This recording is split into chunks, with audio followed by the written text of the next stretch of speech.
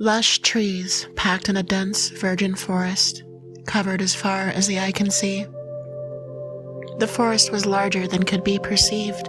In fact, it was a jumble with no end. Few paths ran through the impenetrable mass of trunks and underbrush.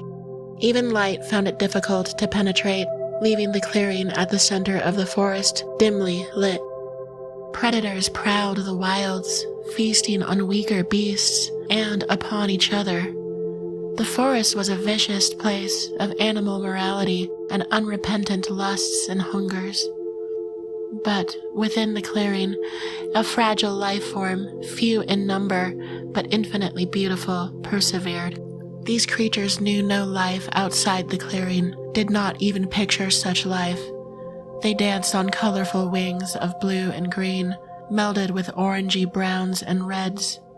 Their bodies were round and glowed brightly, illuminating the clearing around them in a flux of light and shadow. They neither ate nor were eaten, but such a fate could not last in the forest. A predator watched, as it had watched for years uncounted. Prior to coming to the clearing, the predator had feasted upon other creatures, fought among the wild beasts of the forest. But the glowing beings charmed its senses, and it watched their dance. At first it believed it would grow bored and feast, but eventually it grew protective, as if these delicate dancers were its own young. It paced the periphery of the clearing, ugly face snarling at shadows from the forest, tufts of unkempt hair sticking up from over its body. It had 7 rows of fangs in its broad jaws and claws of razor sharpness. These cut lines in the stone around the clearing as it paced. When other predators came to the clearing, it would defend its children. Slash, claw, bite, consume. It made itself guardian, and it was strong, proud, fierce, and young.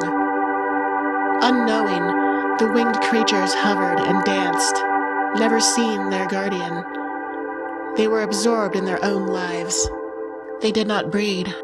However, they'd come into being. There were certainly no more of them to come in the future. If this impending extinction bothered them, they gave no sign to their guardian. They chittered in a high language it could not understand.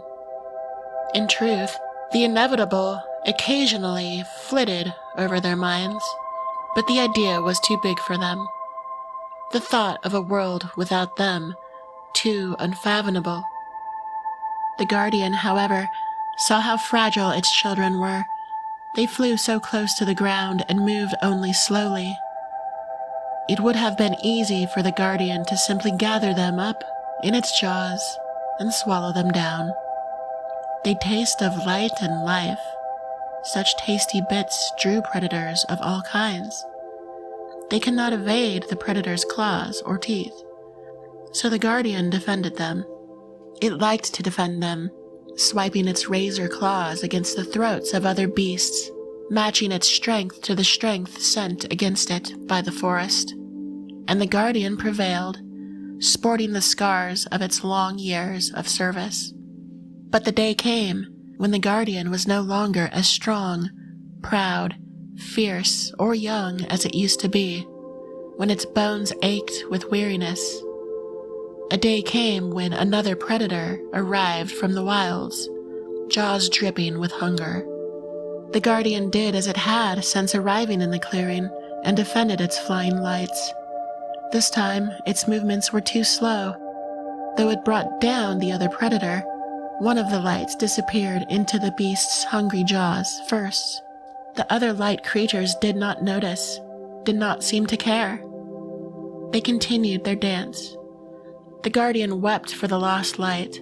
It howled in its wordless voice of grief, because it knew that within each light were worlds, and on those worlds were lives. It knew that each dancing butterfly light was a galaxy. Over time, the guardian had come to know these galaxies, even naming and watching specific worlds and stars spinning within.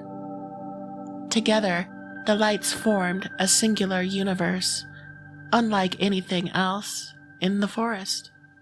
Near the edge of their number flew a particular light, one the guardian hadn't paid particular close attention to, which contained worlds and stars like all the others. One world in particular, a blue-green orb, floated like a jewel within. On this orb lived people completely unaware of the forces outside their view. To them, the orb was all that existed. Perhaps a relative few really considered the galaxy beyond. Even fewer considered what might lie beyond that. As long as our guardian prevailed, the people never needed to know. But even the proudest beast born of the elemental forest does not survive forever. Someday the guardian would perish to another predator's jaws, and then all the little galaxies would slide gently down its gullet.